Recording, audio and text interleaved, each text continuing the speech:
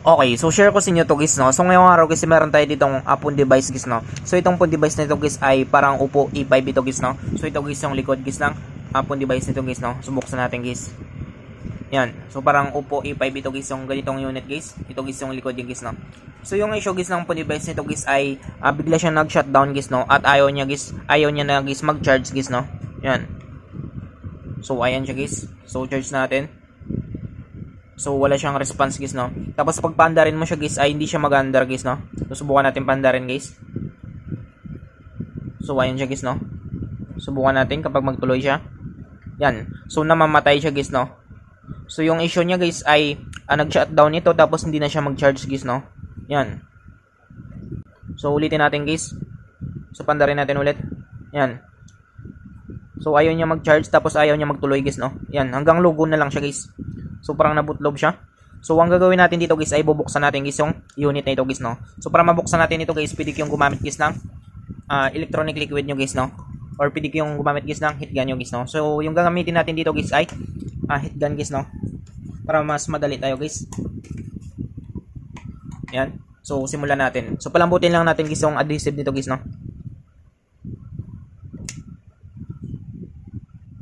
So ayan siya guys, no. So simulan natin guys.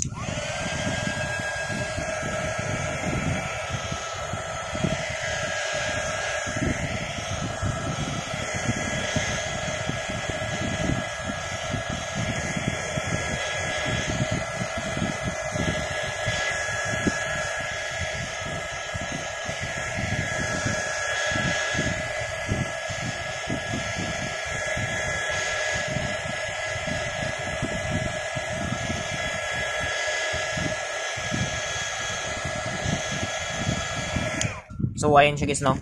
Yan. So natin dito guys ay dito guys gagamit lang tayo dito guys ng pang opening tools natin guys, no. So hindi kasi tayo pwedeng maka-direct guys, no, kasi meron siyang bolts dito guys sa loob niya guys. So una natin gagawin, tanggalin natin guys yung SIM tray nito.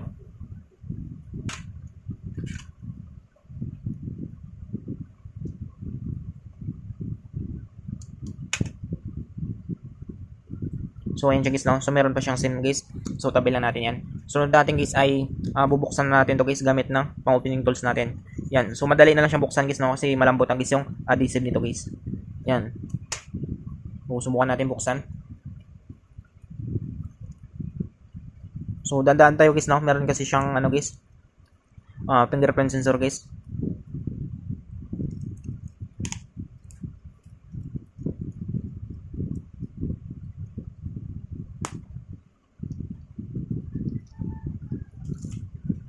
So ayan siya guys, no. So nabuksan na natin guys. So dandaan natin. Yan. So ito guys yung loob guys ng phone device nito guys, no. So natin dito guys ay tanggalin natin guys yung PC connector guys ng fingerprint sensor niya guys, no.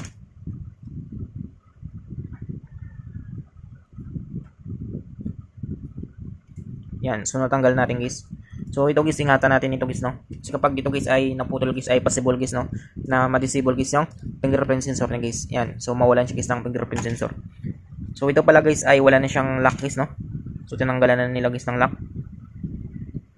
At kulang na rin pala ito guys ng bolts guys. So dito kulang na rin ng bolts dito.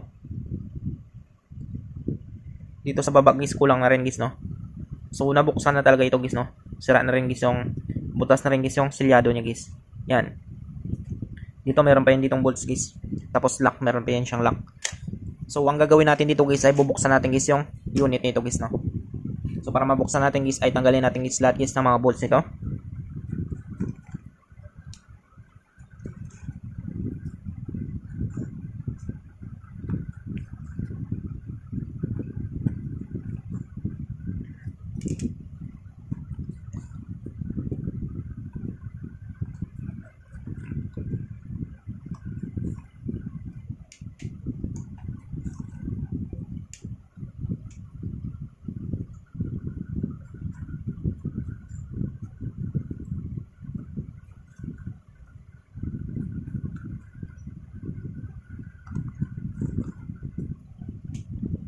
So ayan siya guys, no. So lahat guys ng mga bolts nito guys ay natanggal natin. So pwede na natin siyang buksan guys, no.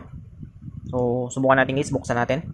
So dito guys, para mabuksan yung guys, pwede kayong gumamit dito guys ng pang opening tools nyo guys, no. So sa akin guys, try ko yung kuko lang guys, no. Yan. So, simulan natin.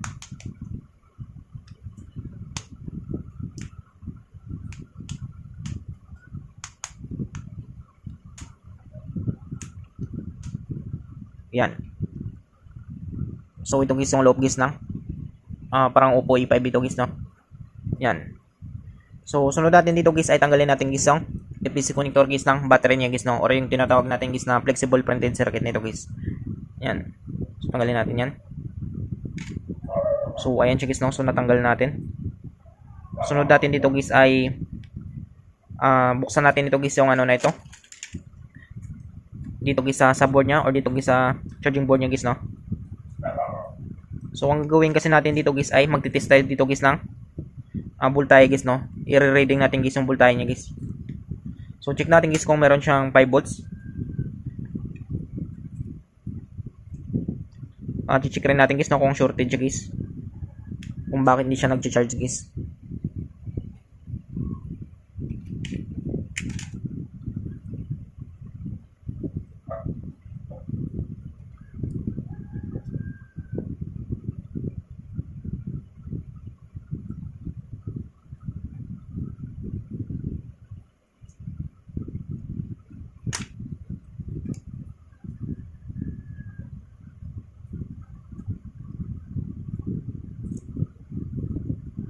So, ayan siya guys, no? So, natanggal natin guys yung cover nito guys ng sa board niya.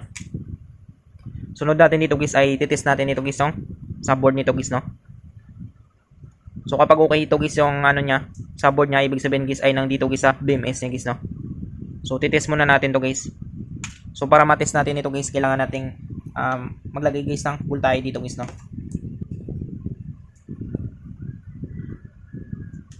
Yan. So, lagyan natin guys ng voltahe tapos i-reading natin guys, no? So, para ma-reading natin guys, gagamit tayo dito guys ng digital multimeter natin. So, siset natin dito guys sa direct current voltage natin guys, no? Or dito guys sa DCB niya guys. So, dapat guys ay meron siyang ano guys, no? Nasa 5 volts guys or 4.9 something. Yan. So, test natin, kita ba? So, titest natin. Yan. So, ibig sabihin nito guys ay goods guys yung subboard nito guys, no? Or yung charging board nito guys. So, 4.9 guys, nasa 5 volts na rin ito. Yan. So, ibig sabihin guys ay goods guys, no? Wala siyang tama dito guys, ha? Sa board niya guys. Yun nga lang guys, no? Hindi siya nag-charge dahil nga guys meron siyang tama dito guys sa battery niya guys, no? Or dito guys sa BMS guys ng battery. Or yung tinatawag natin guys na battery management system natin na ito guys. Dito guys sa BMS ng battery nito. So, tanggalin natin dito guys yung battery nito. Subukan natin. Yan. Sunod natin dito guys ay bubuksan natin ito guys yung battery na ito guys, no?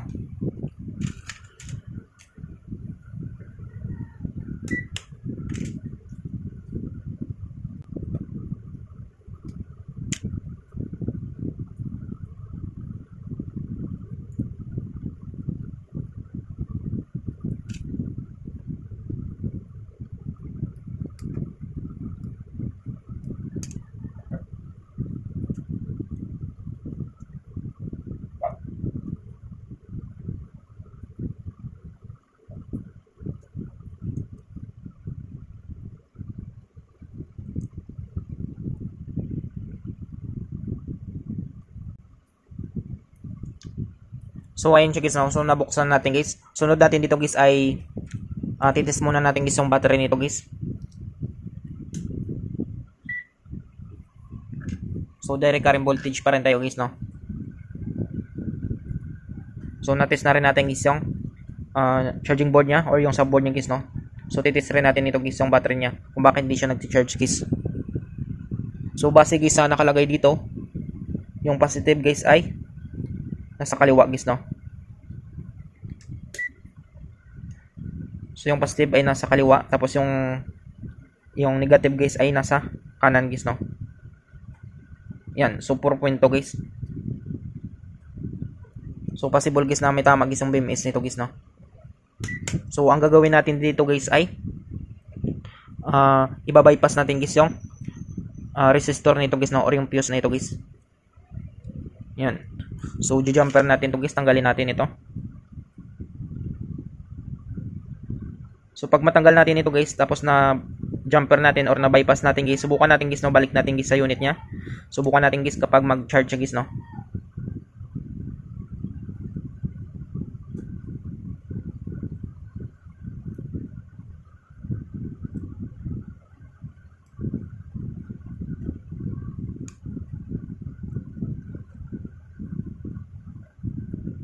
So ito guys yung ano niya guys no, yung fuse or yung resistor nito guys. So ang gagawin natin dito guys ay jumper natin ito guys no, or iba-bypass natin to guys. Yan. So ang gagawin natin, kailangan natin guys ng flux natin guys no. Mag-inject tayo dito guys ng flux natin. Tapos kailangan natin guys ng lead natin guys no. So ito guys, kailangan natin guys ng lead wire natin. So ang gagawin natin dito guys ay injikan muna natin guys ng flux ito.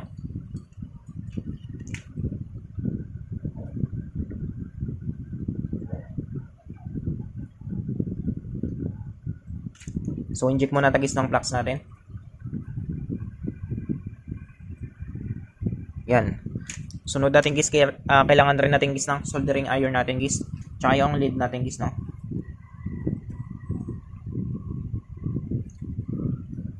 So tanggalin natin to guys.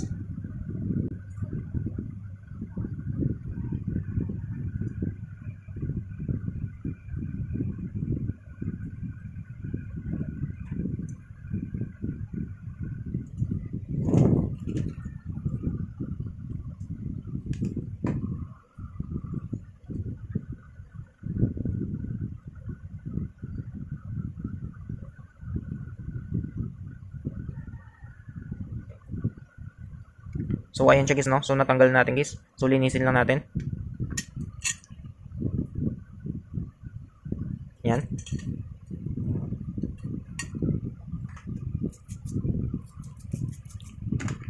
Sunod natin guys ay mag-apply tayo guys ng lead wire natin guys no. Yan. So ito guys yung magsisilbing resistor niya guys no, or yung fuse na ito guys.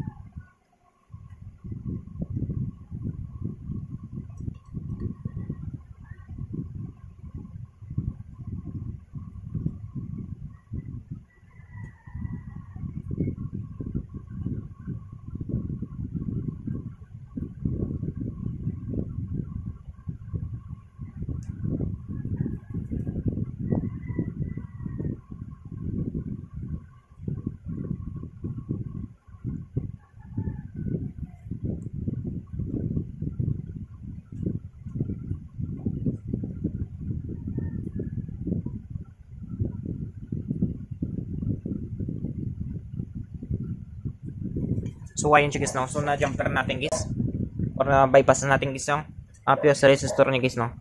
Yan. So ang gagawin natin dito guys ay linisin natin to guys. Yan. So natin guys, balik lang natin guys yung cover guys ng plastic nito guys no.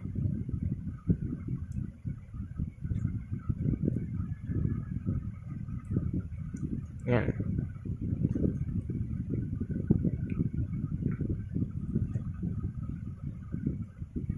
So balik lang natin guys.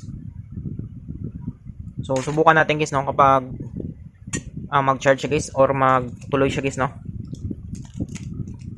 So meron pa ditong glue guys.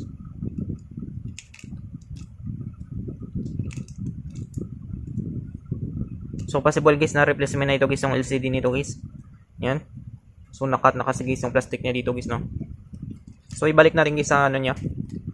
Subukan natin guys no kapag mag-charge siya guys.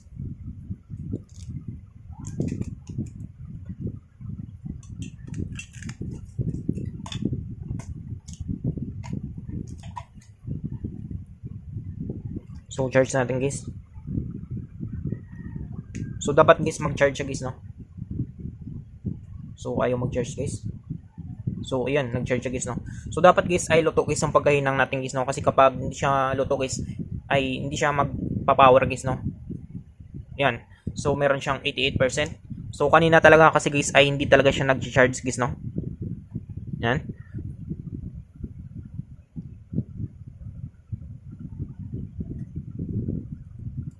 So ayan siya guys, nag-charge na siya guys. So kanina talaga guys ay wala talaga guys, no? Yan. So yung issue nito guys ay nag-shutdown guys, no? Tapos hindi na mag-charge guys. Tapos kapag ipapanda rin natin nito guys ay hindi siya nagtutuloy guys sa menu guys, no? So ngayon guys ang gagawin natin, papanda rin natin guys kapag magtuloy na siya guys sa menu niya guys, no? So replacement na rin pala ito guys yung power button nito guys. So subukan natin. So dapat guys magtuloy siya guys, no? So panda rin natin.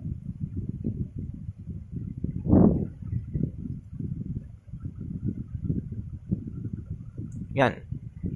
So tanggalin natin guys sa charger niya kapag mamatay siya. Yan, so hindi siya namatay guys, no? So subukan natin guys, no? Dapat guys magtuloy siya guys. Kanina kasi talaga guys ay hindi siya magtuloy guys sa menu niya guys, no? Kapag panda rin natin guys ay hanggang logo na lang siya guys, no? Pero meron naman pala siya guys laman guys na 88% guys, no? So yung tinanggal lang natin dito guys ay yung fuse resistor na ito guys, no? Yan. So ayan siya guys, ay nagtuloy na siya guys, no? Yan. So 88% rin siya guys. So accurate na siya guys, no? So try natin mag-dial kung mamatay siya guys. So dapat guys hindi siya mamatay guys, no? So kapag mamatay ito guys, possible may tama pa rin guys sa battery niya.